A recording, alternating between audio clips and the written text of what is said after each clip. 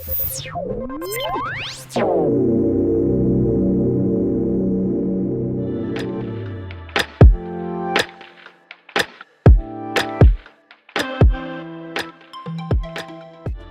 will continue the program now with a panel talk on labels, on record labels, and how AI is reshaping AR and marketing and strategy. As record labels are heavily impacted by AI, from scouting talent to crafting campaigns to optimizing release strategies and streamlining administrative processes. So this panel is going to dive into how AI-driven tools are transforming AR marketing and data-informed decision-making. It's going to be moderated by Jay Ahern. Have a lot of fun.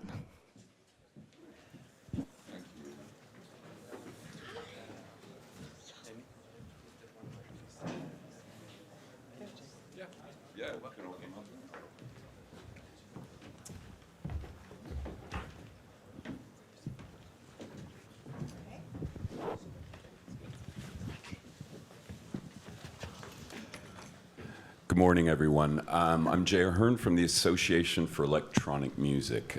We are a global trade body representing over 300 member companies in 40 different countries. And essentially, Association for Electronic Music is all the companies that make up the various verticals within the electronic music industry. So labels, publishers, CMOs like GEMA, booking agents, festivals, you name it. This is a particularly great panel for me this morning. I'm looking forward to it. And also, thanks for joining us. I know everybody was out late last night, so this is a little bit of an early start for Berlin. So, with that in mind, if Camille, please start. Thank you. Hi, everyone. Is it working? Oh, okay. There you go. I'm starting. Thanks, everyone. So I'm Camille. I'm from France, actually living in between Spain and France now, so that's pretty cool. I have a long background in the music industry, starting with 10 years working for Sony Music, doing my first playlist in 2009, so back in the time. Then I joined Amazon Music for 5 years, and since 2 years, I started my own business. Actually, on one side, I'm a music streaming consultant, so I work with independent artists, producer, publisher to grow their stream specifically on the streaming platform. And a year ago, I joined Era Music, which is like an indie label for electronic music. And one of the specificities of the label is actually everything is automated because we love AI and we want to make it our life easier. And also we're working on the performance algorithm that help us to optimize our marketing investment and have better control on it, which is essential in this business now. So, and I'm very happy to be here.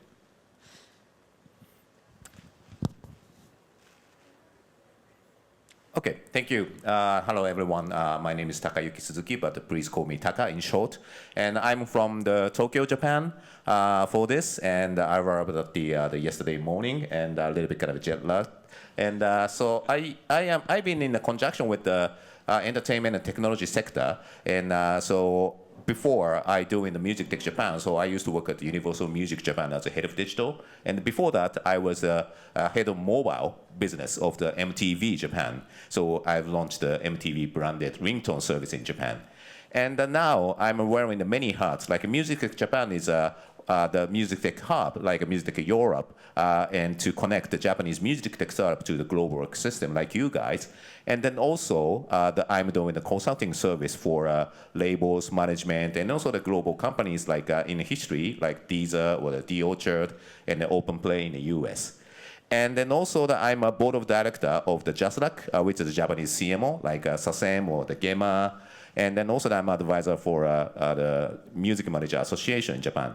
So I'm connecting the dots between the traditional and the innovation, and also the local and the global. Taka, I'm glad you mentioned the JASRAC thing too, because that's good to clarify. So JASRAC is the GEMA equivalent within Japan, and we'll be touching a bit on that later. You're on the board of directors. Yeah, and I'm board of directors, and also that this month we're going to launch the AI committee inside of the JASRAC, and also I'm a member of that too. The facilitate also the bridging the gap between the JASRAC inside of organization and also the board of member, which forms from the songwriters or the music producers. So that is a really the new initiatives I've suggested. Beautiful. Yeah. Thank you. Thank you. Hi, I'm Albert. I'm a music industry professional since 25 something years. It's getting more every year. I wear many hats today. I'm mainly here as a co-founder and label head of Revert Records, a techno label that I launched with a colleague here in Berlin. Trying and creating it as a playground for the use and emerge of emerging technologies to rethink how a label could be run. Similar, like you said, with a lot of automation, with a lot of tools, trying out new distribution ways, and going into different places and spaces with that. Besides that, I'm co-founder of Sequence, a music recognition technology platform, of course, with the use of and help of AI. We're working with different stakeholders across the industry, from rights organizations to platforms to labels, and artists, of course. Yeah, I'm an artist, music producer, and co-owner of Riverside Studios here in Berlin, where we run 27 music studios with about 50 artists in residency from all kinds of genres and spaces as well. And also, Albert, apologies that your picture is not on that slide. I was wondering about it. Yeah, it was totally personal. Because I take it very personal. All right, so also just a quick touch upon the label side we'll definitely get into, but the fact you mentioned Sequence, which is an MRT company. This is vital for the electronic music industry, MRT, because it can monitor particularly festivals, live performances, so we can know what big hits and what underground tracks were played, because obviously when within Germany associations, well, entities like GEMA are licensing these festivals, we like to see the money flow back to the creators. So everybody's doing their best efforts with that, and Sequence is also a part of that picture. So, Camille, I wanted to ask you, because I know labels, it's funny, within labels, there's been a push towards this artist as label. And I still believe in labels as a cultural brand, but we can talk about that later. But the money's not what it used to be.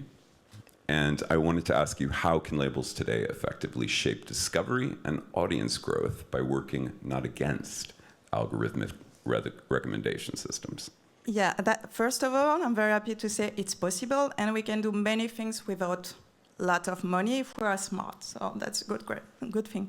First of all, on one side, I would say that as a label, or even acting like working with independent artists and stuff, it's to understand the environment. For instance, looking at the streaming industry, Spotify is pretty open to disclose how the algorithm perform and how we can manage it. So just without any money, just working with the algorithm, understanding how they work, by releasing music quite regularly, for instance, we can grow significantly the monthly listener. This is a hack, kind of, but very, very efficient. Then it's going to be how we're going to increase the popularity score to make sure that we get all the algorithm, the algorithmic playlist that work for us, and create this snowball effect. So it's going to bring new discovery for no budget. Just releasing music at the right time, increasing streams organically, using social content, for instance, and then we're going to really work on the marketing in a very smart way when it's going to go to engagement. So it's not about reach, it's really targeting the right audience, measuring as well a lot the investment to make sure that we do the right stream, because we have two kinds of stream, and the active stream, the stream that comes from the user library, is a GRAL. So we are really looking at that. So with very low budget, just being smart, understanding how it works, we can definitely make the algorithm work for us. And that's what we are doing. That's interesting. A lot of people complain about the algorithm. And when I was, learning more about your background, I was like, okay, this is working with the algorithm as well. But also, I think that, you know, there's been complaints about curators being removed and that it is becoming more and more, you know what I mean, sort of algorithmically generated, but that comes back down to metadata too. You have to have correct metadata if you are. Yeah, it starts with metadata, first of all, and the more metadata you put, the better you're going to be referenced, you know, on the streaming platform. And then it's going to be about the performances as well and the connection. So not back in the time, but a few years ago, like with this kind of curator, was all this third-party playlist business that were tons of artists were generating tons of streams, but it wasn't not like powerful stream, because when they were out of the playlist, everything was down, and also they were not creating the right bridges in between the artists, and that's what matters for the algorithm to make it work.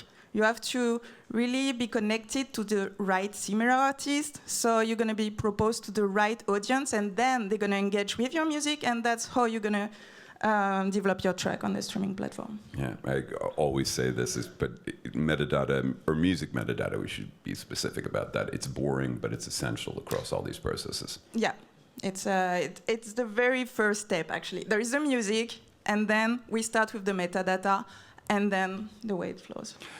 And for sequence to work properly, you need proper metadata too. Yeah, of course. I mean, first of all, we need the actual audio and the music to be able to match the music.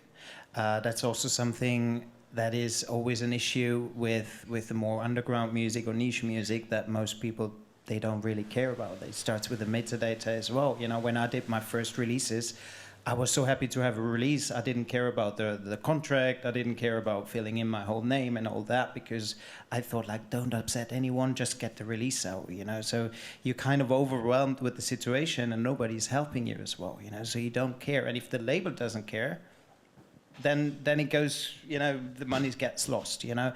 So it's a whole process, you know, and we are like working with Paradise as a distributor who take really great care about, you know, filling out those the perfect metadata, making sure the audio is sent to different MRT platforms so they can do fingerprinting, so that the music is tracked wherever it's being played, and then the money is royalties are distributed the right way. It's so important. Now, you mentioned Paradise there, so I can actually jump into a question with you, this is, sorry, label 3.0 as fuck, so this is a really good.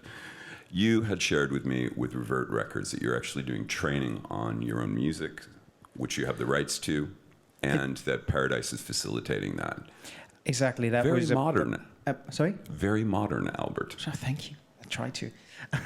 That was a big idea. You know, we all in electronic music, we heavily rely also on sample packs, and the thing is, sample packs are normally created by artists or producers, and they are one-off payment, and then you never see something again, you know, of it. Then you see the likes of Video and Suno, you know, coming along, where people are just prompting and creating full music of not licensed music, you know, so or not licensed for the use of it. And we were like, why not create as well a sample pack 3.0, you know, with the label's music, you know, if you want to sound like Revert Records, sign up to our model. We train the model with the help of the guys of Paradise, and then you can have a subscription to use the model to fill in, you know, rhythm tracks or whatever, you know, whatever you need within your piece of music. And hopefully on the long run, even be able to create some kind of royalty share for it, where you say like, okay, if you use that part of the samples, that's 10%, that's 5%, whatever it is, with the help of sequence, maybe detecting as well how much the percentage of the AI part is. And so you actually create a monetization throughout, you know, a whole cycle where artists can benefit from what they created before, through other people's music. I just thought it was a beautiful idea because the way sample packs always work classically, it was worldwide buyout, assignment of moral rights, use the stuff, and then people who had big hits with samples would, you know, register the tracks and then try to get takedowns for some of the sample packs. So it does get pretty messy. So I liked this idea, and I'm happy that you were cool to share that this morning because it's something to try, you know. We don't know if it will work out, you know, but I think we're all trying different new approaches, you know, and see if other people, maybe we can create a blueprint for some other people, you know, and other distributors as well. Exactly, and it also just redefines like the idea of label as a sonic imprint. You know, it has a style, it has a thing, so it allows people to work within that. And I thought that was really refreshing, actually.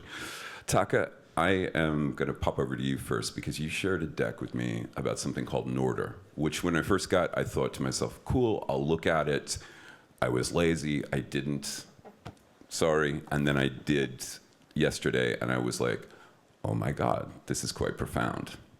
And it's very empowering across, using AI across a number of things with the artist and very much their workflows and journeys, and also cost saving, I think. Yeah, definitely. So I think one of the really great things from the AI is augment a really small team or the maybe solo artist playing or doing the business by themselves.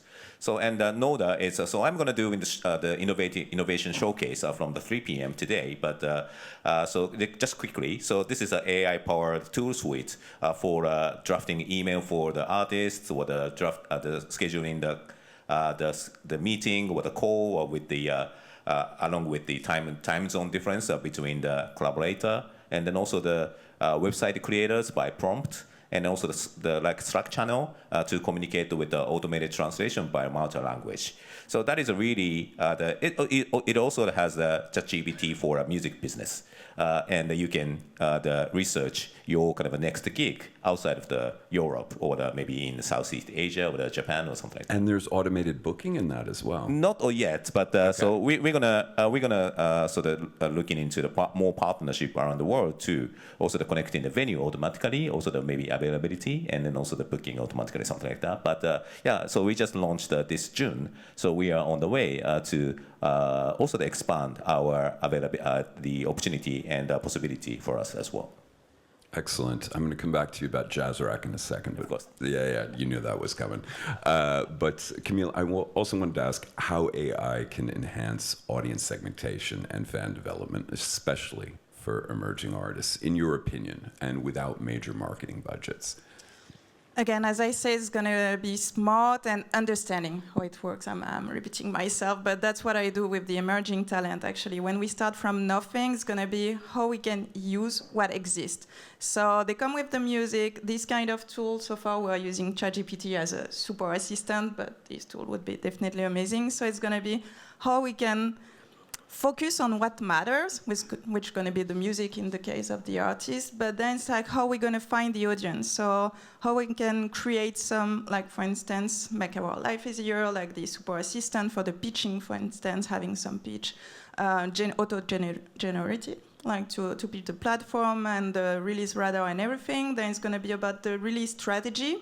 So again, we optimize the algorithm. Then it's going to be about the social media, which is like crucial now in the developing music. So it's going to be how we can create content easily, which tool we're going to use, you know, like to have this content creation, to sometimes find the idea. So it can be Midjourney, it can be like other tools. So it's going to be like using everything using AI as an assistant, as a tool, and not being afraid that it's going to replace her or it's going to be the new label or kind of. So using all that tool is going to leave us more time to be creative, because what's going to make people to engage and then spread the word is going to be like being different, being creative, being authentic.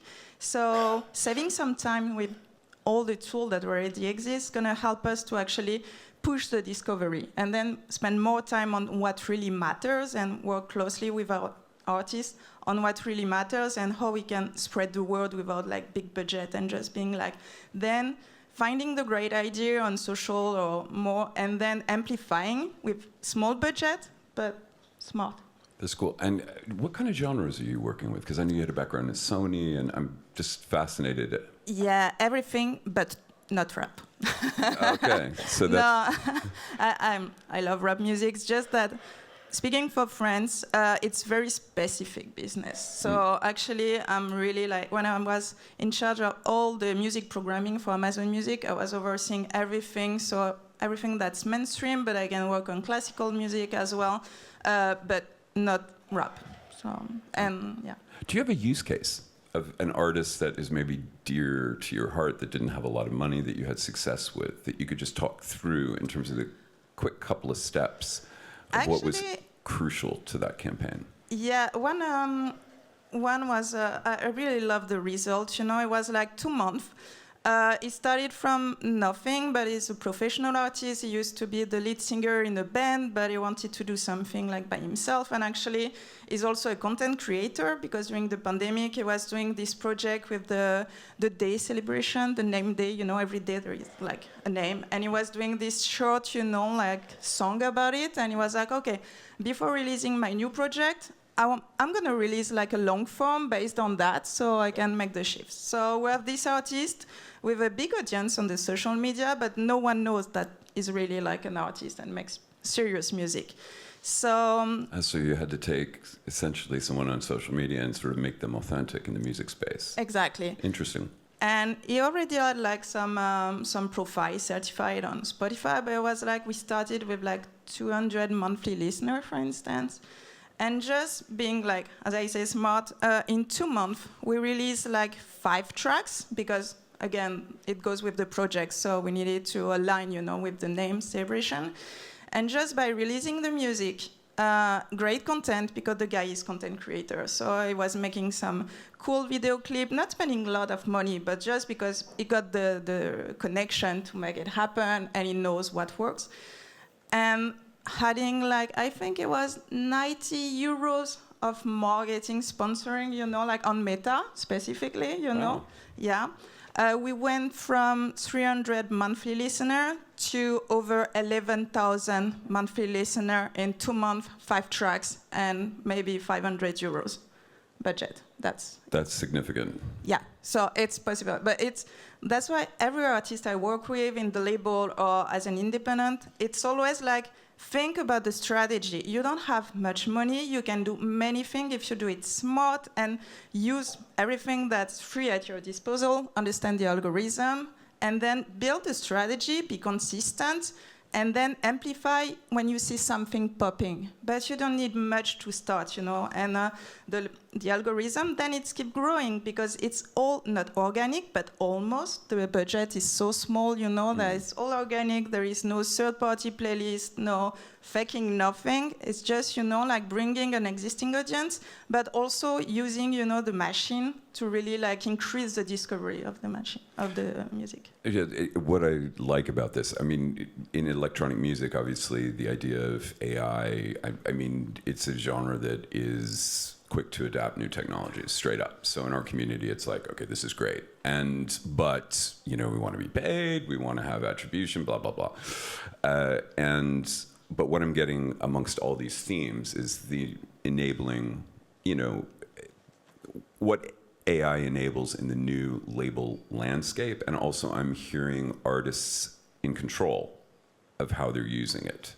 So I find that very, very interesting in respect. So to establish that theme, I am going to ask you a question, Taka, because I know this is the thing, because ultimately we're also talking about music gen AI as output for artists, because there is a need to create content, although it has to be authentic and it has to be quality.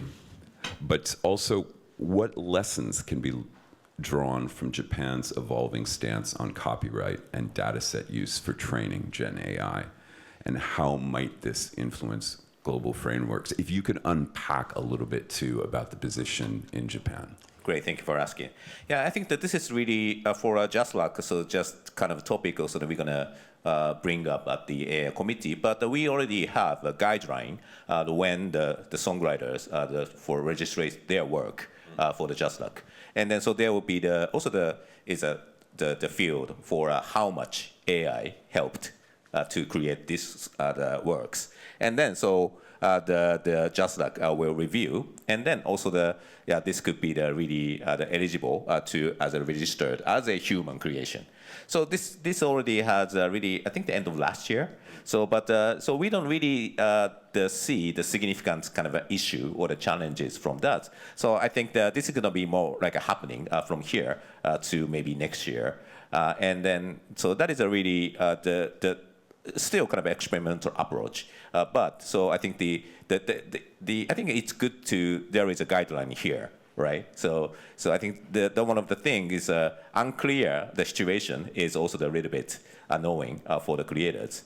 So if we see some kind of issue from those what ratio is a really best fit for the eligible for as a recognized as the human creation. I think that this is going to be maybe balance between also the align with the other CMO or the PRO around the world, or maybe it's going to be discussed with us along with JASRAC or something like that. But this is going to be really ongoing the topic for that in the songwriting and in those the composition world as well. Yeah, I knew some companies that domiciled in Japan so they could get access for music for training. Yeah, exactly. And then also the attribution, the topic is also the really, I think that we need to bring up. But still, as far as the discussion in the board meeting, it's a little bit kind of there is a gap between each board member from the JASRAC organization and songwriters, or the established or the really cutting-edge songwriters, and from myself, like more like a business side. Yeah. So I think that, so this is. It has to be more like on the same page with also the momentum of not only for the Japanese law framework or and then also but also that we really resonate with what's happening in the US, what's happening in the EU, what's happening in the UK.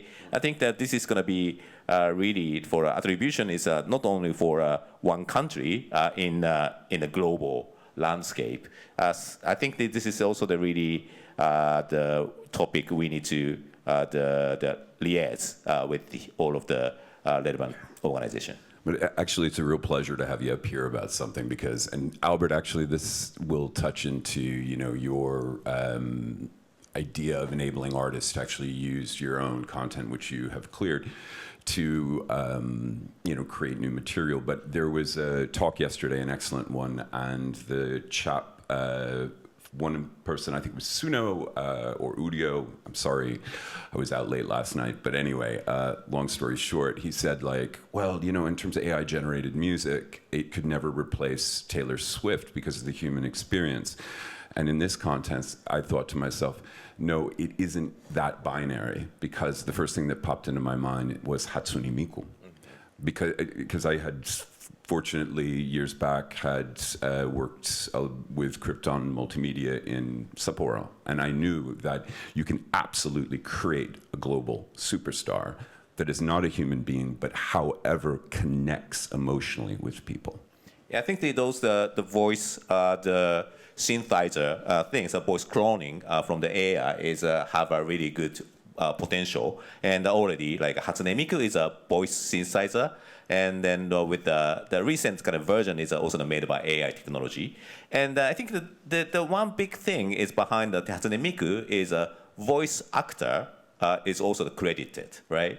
So yeah, they do it very properly. Yeah, it is clear who is behind the Hatsune Miku. This is really important things. So this is also the really authentic for a voice actor. And then so that is really opened up the really Japanese bedroom creators too, who don't have a real network to the singer. And maybe perhaps also so I interviewed the one of the famous the virtual singer producer. Also he really enjoyed let the program sing the song of the really kind of style of the music is a normal like a J-pop with a more like electronic music flavor. But this is not something really different than the pop music. This is something made for a really pop music as a kind of a AI part. Can I have? Yeah. Please, go for it. Quick question, actually. I love that topic, talking about Taylor Swift. But when it goes to music and how people connect, but I don't know, I don't see how it can really like replace the human one. Like, talking about Taylor Swift, everyone was crazy because she's getting married. No AI is going to get married anytime soon. So this is part of the authenticity and why people are getting crazy with the person, but the music as well. So I believe, despite like everything that we have seen so far, there is still like the human person, that artist, that won't be replaced anytime soon, don't you think? Yeah, and from my perspective, I don't think that it's not a case of one or the other. I think it's both, if you see what I mean. It's because for me, sort of culturally, first experiencing Hatsune Miku and realizing how massive she is.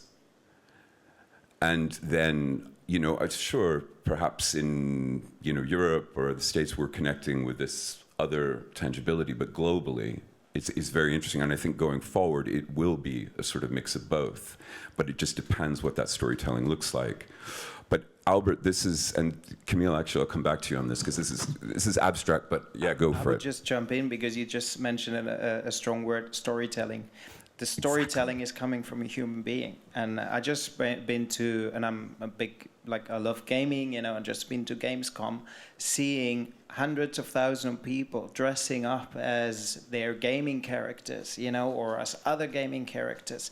It shows that you can be a fan of a digital creature. Whether that's a demon or it's a fairy tale, whatever, so you have fans, but it's a human being that wrote the story or wrote the prompt or stuff like that. So I think there is always the human factor is included. We will see how far that will go in a couple of years when AI will be good enough to probably storytell on their own. We'll see. That's something to be seen. But I think it needs the human touch always at some point, whether it's a digital artist, in the front, but we've got to make sure that the human being behind it is credited, and is part of it.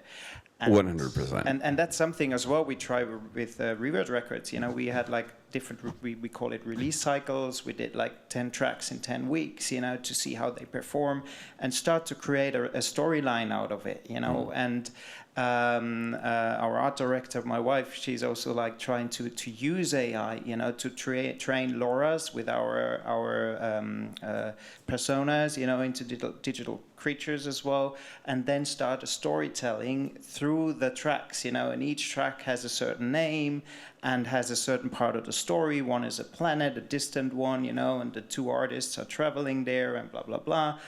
And that might lead to a next thing where we go maybe into and create a Roblox world where we create or reach new fans, Gen Alphas and so on, because they are not on social media. They are in gaming and they're in their communities there.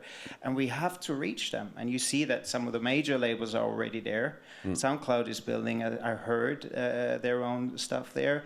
So it's same like on Twitch and all these platforms where creators, even with music, are getting quite big, and we partly not viewing them as fully creators or artists in the music space yet. Exactly, and this sets it up beautifully for the next question, actually, because I wanted to ask you about this. Okay, so how do I do this simply?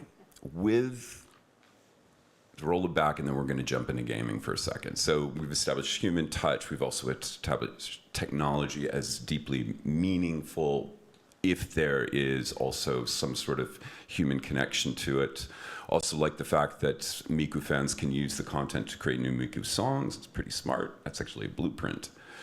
But when it comes to electronic music here in Berlin, we know this is originally almost an anonymous sort of a vibe to it artistically, although there are people who have become quite famous from it, but it's really about vibe. It's really about the storytelling of the DJ. It's less tangible.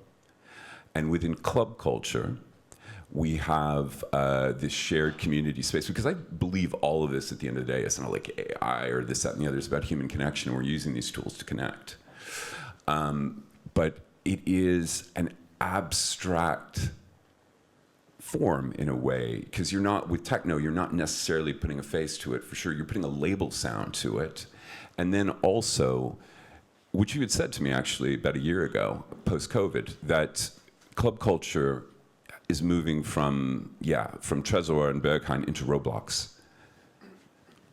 Yeah. I mean, we see the struggle of club culture. You know, we've seen the recent numbers of the UK. I think since 2022 or 2020, 25% of all the clubs died. You know, and it's not just a phenomenon in the UK. It's everywhere because of rising costs, because of people consuming less alcohol, drugs. You know, stuff like that. You know, there's multiple reasons why this is happening. Also because in Berlin they say a lot. We excluded Gen Zs. You know, because we said, you have to adapt to our club culture. It's like, sorry, if somebody told me when I was 18, you have to adapt to our culture, I was like, fuck you, I'm going somewhere else. And that happened, you know, and I think that happened as well and they just starting to build their own spaces, whether in real worlds or in digital worlds. And I think that's something, you know, with the music as well, especially with techno music, it doesn't work as a track on Spotify. Nobody is listening to one single techno track because it's about the story, it's about the whole concept. And this is also something we're trying with the label, you know, find a solution to it. We haven't found it yet, otherwise we would be bigger. Where we just started as well to find a way to make techno experienceable in other spaces than just the club, because there is people who don't go to clubs. You know, when I streamed on Twitch during COVID for about 2 years, and I had a couple of thousand followers, loads of subscribers who were willing to pay just to listen to me without ads or anything like that. I met people who knew everything about techno. They knew all the old stuff, all the old tracks that were out there from Berlin, and they had never been to a club. I was like, how? It's like, I don't like people. I mean, I don't like being around people. You know, yeah. I'm shy, you know, and I never had the right friends to go to clubs. So I took some of those people to clubs, and they said, like, yeah, it's nice, but I'd rather listen to you on Twitch because this is my safe space. And there's so many people actually left out to experience electronic music because they don't feel right, you know, they never had the right friends to go into. And we want to go to these spaces to also reach those kind of people. And it's funny because within that, and again, this all fits into the label 3.0 thing, this is how things are evolving as well. And when I first came to Berlin years ago, I actually thought Berlin club culture was quite inclusive. You could get in, it wasn't expensive. I moved over from Dublin, which is incredibly expensive. It was short nights, and here I was like, wow, everybody can access. But then you're right, a younger generation, and also some people who just didn't have that accessibility, couldn't take part in it, and they did. And they wanted to feel that vibe and feel that narrative. But then again, it's very electronic culture. Has a different narrative. And Camille, I wanted to ask you, it's like when you marketed Taylor Swift, that's one thing. But how would you approach marketing if somebody came to you and was like, it's a vibe? You know what I mean? It's like, I want to market this vibe, and I'm attaching this vision to it that's maybe a label vision rather than an artist vision, or maybe we have some mix of artists and some not real artists, but we're transparent about that. How would you approach that?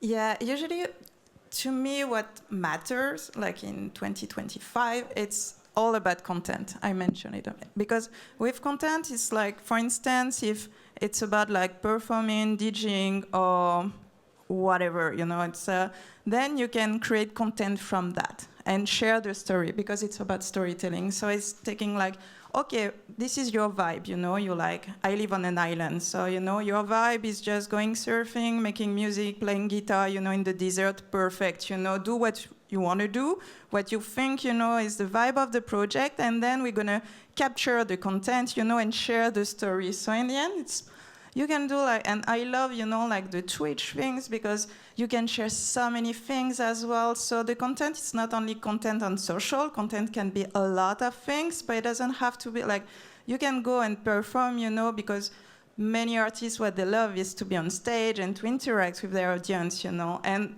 you can create content from there. So you got the experience, but you expand the experience, you know, you share the experience. So this is more how we approach it. This is interesting, though, because it's like, you know, I think people feel maybe there's an impression that using some of these AI tools also is inauthentic, but the fact of the matter is that as long as your vibe or your storytelling is authentic, then the tools are empowering. Yeah, it's all about amplification. To me, it's like we need to understand the authenticity of the artist. It has to be clear. The identity has to be clear, what he wants to say, like who he is, whatever. And then we're going to take the story and use the tool to amplify it and to tell it to everyone. So if we need to create more content, we can use some AI tools, to help us to do so, to clarify the storytelling, or using some channel. But it's a tool again, and that's what I'm telling them every time. It's like, don't be scared of it. Use it, and you will see it's going to make your life easier, and it's going to help you to reach your goal, And your goal is to tell your story, share your music, engage with people. Use it, We're going to amplify, bit of money sometimes, for what it worth, and then it's helping, and it's efficient this way. So basically, know yourself, know your vision, be authentic. That's the basic. Yeah, I think the for even like talking about the Hatsune Miku is the voice cloning by AI, and also the CGI is singing in the big venue in the US and the EU. But so behind that, there is a really huge craftsmanship, right? So the making the Miku sing really better and emotional. There will be lots of the working like a DAW. And I think this is really craftsmanship. Also, the CGI itself is also the crypto future media is really carefully to make a CGI to entertain the audience in the global. So that is also really similar to the label point of view, like a marketing campaign, the crafting marketing campaign, and then also the developing a career with the artist is also the really needs still the craftsmanship with the new tools. And then also there is a new narratives for a Gen Z or a Gen Alpha artists for the audiences, like a Twitch or the YouTube. So there is a really new narratives how the Twitch stream should be, or how YouTube videos should be, or how TikTok should be. So I think the label 3.0 is we are of course the doing the storytelling with the new narratives. I think that's a really the important point to talking about the how leverage tools. Absolutely. I mean, you mentioned before as well, like you live in a nice place, living not in a capital, and still like using that as part of content. An example I always bring up is Nick D as an artist. He's got 4-point-something million listeners monthly. He always says the quote, it's like, you don't need a world hit. 10 tracks can be a world hit as well. And he has got each track with 60 to 80 to 100 million plays. He lives in the middle of nowhere in the States. He just loves making music. He's a professional photographer normally in his life, but he uses his iPhone for his TikTok videos. He just stands there on the middle of the road singing, promoting everything towards Spotify. And he's just like, I don't want to play live. I don't want to go on tour. I want to stay home with my family, make music, And he's making 60 to 80K a month. He's saying like, of course, major labels like knocked on my door. So like, what are they going to do? They're going to tell me, yeah, we're going to contract you and do the same what you always did. Give us 50%. It's like, no way he's doing that. And if I may, because I love that example and I'm sharing it all the time, the idea is really focusing on building a catalog. Actually, easier to make 1 million stream with 10 tracks than one. Totally agree.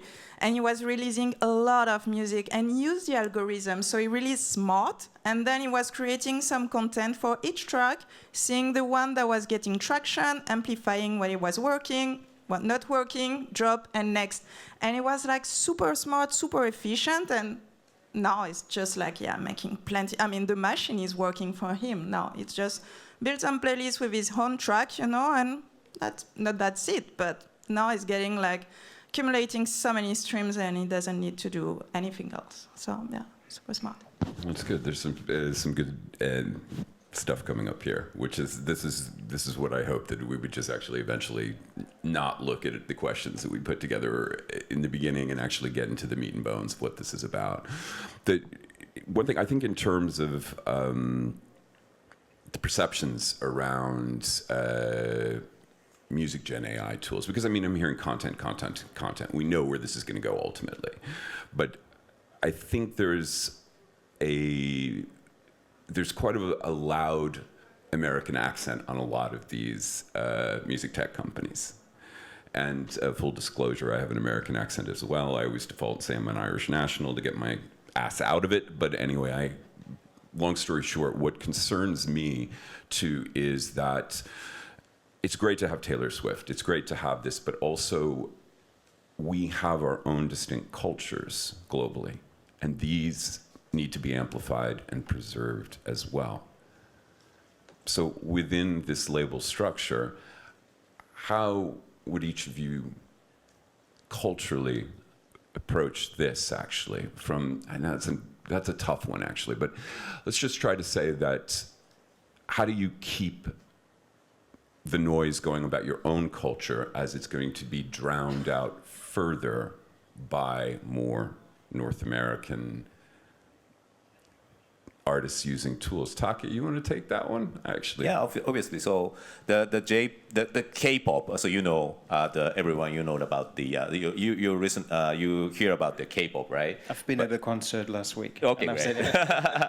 And also there is another term like J-pop, right? But currently, so J-pop is finally going out the globally, like artists like Ado, she's a singer, but she hide the face behind the cage.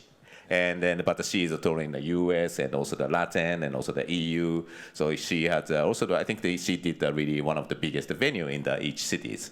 And then also the artists like Fujikaze, who is a male singer-songwriter, or who is a performer at the Roskilde the festival, and then also the Lollapalooza the last month.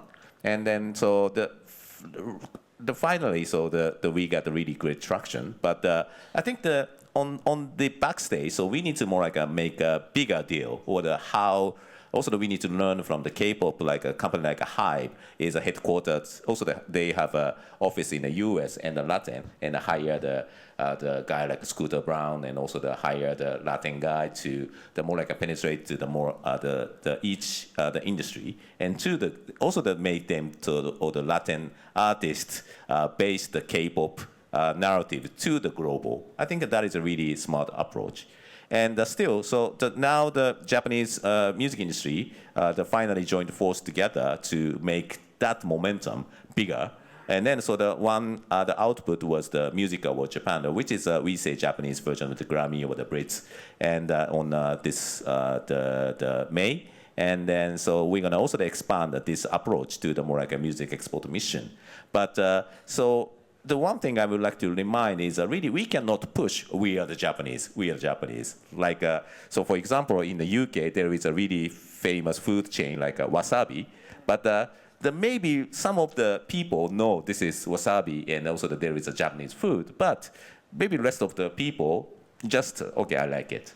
So I think that's it. That's a really great idea. So I don't really want to push that this is Japanese, but so currently anime manga is really great vehicle to penetrate the Japanese music and also the Japanese culture as the Netflix or the Amazon Prime. So the Netflix said their research. So the half of the global subscriber of the Netflix, the minimum once watch the Japanese anime in history.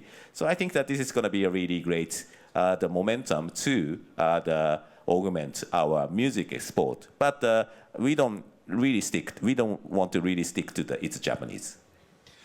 I guess that, as we're becoming more and more globalized, I feel that, and also tools, I mean, there are many languages in the world, but English is the loudest on the internet. And, I just, in a way, worry about not worry, but I think cultural identity is important, especially as we're training on music. We don't want to lose it. I mean, when you think about the canon of French music. Yeah, but actually, I don't see it as a threat. I see it as an opportunity, because I started in the business maybe 20 years ago, and it was all about the States. Even when I was working at Amazon Music, it was like, no, we're global, blah, blah. But still, the US are leading, So it was always the biggest campaign on the American artists, blah, blah. So the one that get the more traction and has to be a priority, and way less, So now with all the tools that we got, actually, it's easier for us, to have more visibility and to show, like, look at the Olympic game in Paris. It got like crazy. Some artists, like drove like a lot of stream, and sometimes not for the good reason, but whatever. But it's a great visibility that would not happen with all that tool. I mean, there was an event, but yeah, I think it's an opportunity, not really like afraid that to get lost even more, in this big market. That's kind of a beautiful thought too, because at the end of the day, the sort of cost barrier being lower is an opportunity for culture. I mean, yeah, totally, because it's like AI. We just use it as a tool and be like, okay, what do we have at our disposal to now, like find engagement and fans beyond, like the just France, or Belgium, Switzerland, and and Quebec, the few countries, that speak French. It's real, like, and it works, and also I think it's part of like with the K-pop or J-pop or everything. It's like, I don't know about the Schlager, but for the rest, people really enjoy it. It's different, and they want things different. They want experience. Music is about experience, and having artists, that offer a different experience, that people love that. Kind of American, it's great, but kind of always the same pop music, or but with different influences, it really like brings something new on the table, and I believe that it's what people are expecting, especially now that there are hundreds of millions tracks every day, and with new AI-powered tracks coming, it's gonna be what makes the artist and the music difference. Like, what the vibe, like, how do I feel? Like, do I connect with the artist? Oh my God, he's living there, and I love the environment and everything that goes with it. Like, I love France, I'm gonna buy a beret, whatever, So I see it like really a strong opportunity. There is no F-pop or the G-pop. There is a Brit-pop, right? No, we have variété française. But I think exactly what you mentioned as well with K-pop, J-pop, like those fans. I've been at Uber Arena, it was sold out, and Hypen, and it was like full. It was the loudest concert ever. My watch was constantly going like 115 dB, 118 dB. It was not the band, it was the crowd screaming like mad, singing along in Korean. I had no clue what they were singing because I didn't understand it, but they learning the lyrics. They knew every bloody word of it, And it comes, with the, again, story, through manga, through whatever they are fans of, with all the gimmicks and the merch that they're selling, and the way the girls especially dress up, It's a whole universe. It's the same like what we do with clubbing, and dressed in black. No, but, go to clubs, or with leather or latex or whatnot, It's about a cultural thing. And at the moment, it's more that the culture or the content is actually bringing you the music, and so you start discovering that music. And this is probably the next big stories, for labels to go, find the right stories, touch people's hearts, feelings, whatever, and drag them into it. But it also goes back to that, it's connection as well. Yeah. This is connection. And, I think that's everybody's homogenization. So I'm hopeful as well. But I think that success, I don't know how many minutes we have, but success as well. We've turned, like Hatsune Miku, Taylor Swift, regional scenes, whatever, niche scenes as well. I think really when it comes to success, that if your vision is also niche, or it's a smaller culture and you want to serve that culture, like techno or whatever, that's valid as well. But that's the beauty of it right now. It's not regional anymore, because even if you do the weirdest stuff, you will find some people on the planet that have access to it, and they will join you, and they will support you.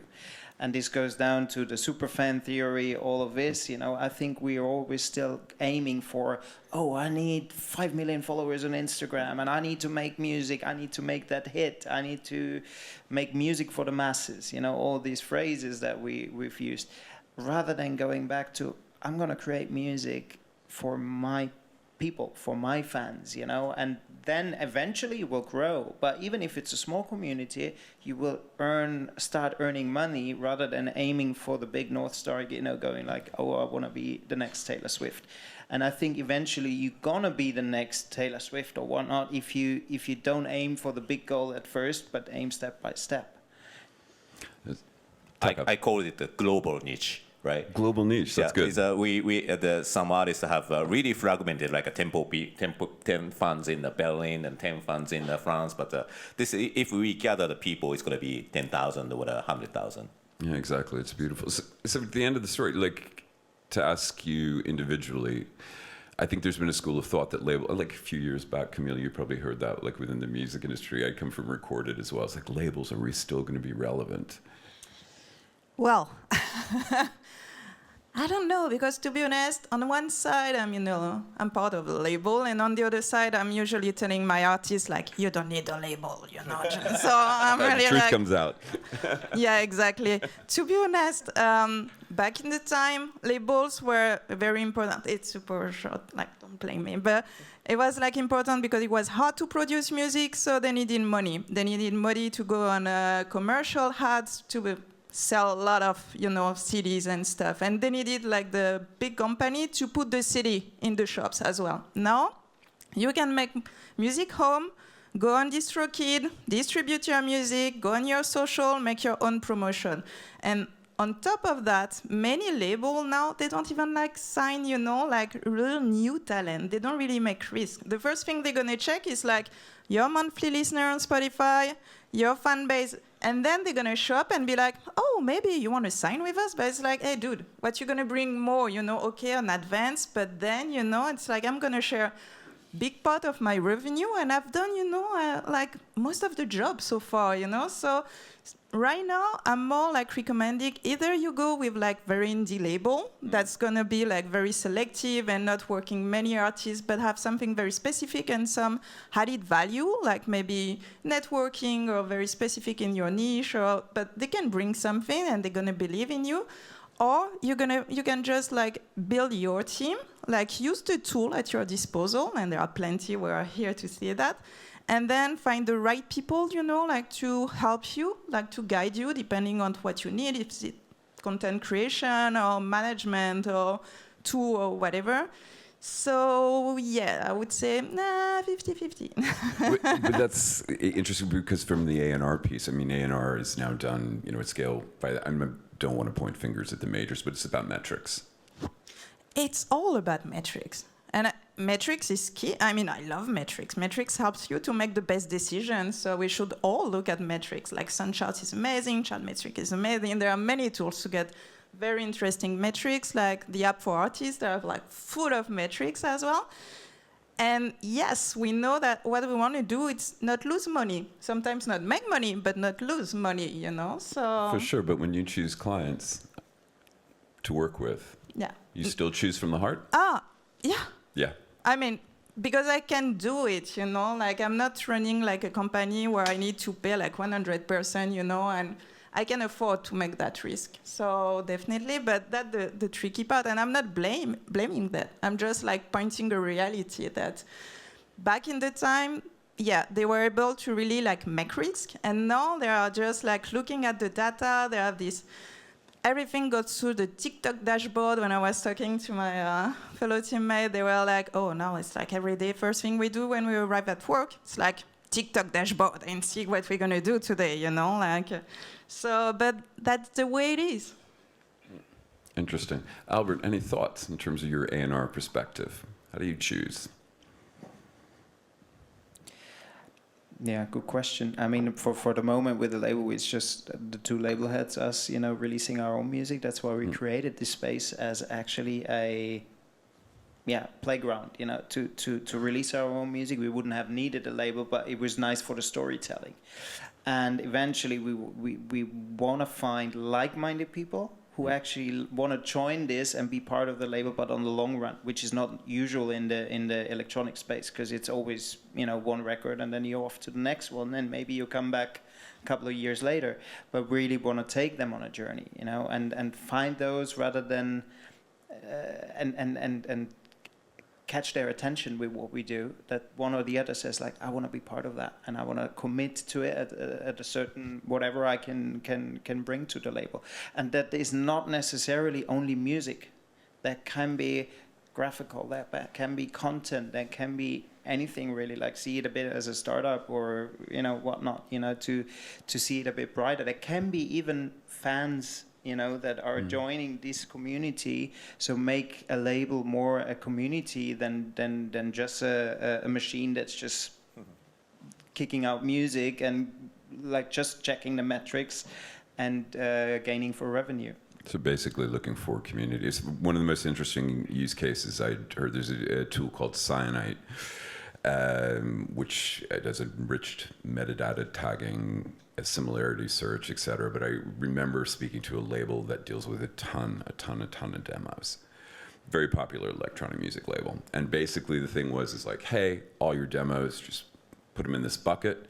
Use Cyanite, use a similarity search for something that's done really well for you within your own catalog, or a tune that just blew up that you've played on the dance floor, and then sort and find music that way as well. But that's not going to get you something really new. That's just going to get you things you've already heard. Interesting. And actually, is music today enough? Just one track? Can we really? That's the whole question. Like, Was it ever? Was it ever enough? You know, I just don't the know. music. Yeah. You know, is it? You know, if you go back to the rock days, you know, to Led Zeppelin and all of My Hero bands, it was not. It was the look. You know, it was the hair. It was everything. It's cultural. It's cultural again. You know, you kind of stepped into it because you liked it. You wanted to be a rebel, and you wanted to listen to punk or grunge or whatnot. You know, or hip hop. It's about the culture, and then you started to listen to the music actually. yeah, that's true.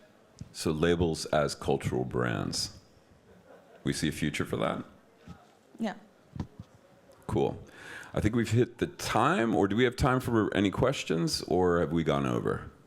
Oh, I get the big T. We get the T. Okay, so everyone, thank you for joining us. Thank you. Thank you. Yeah. Thank you very much.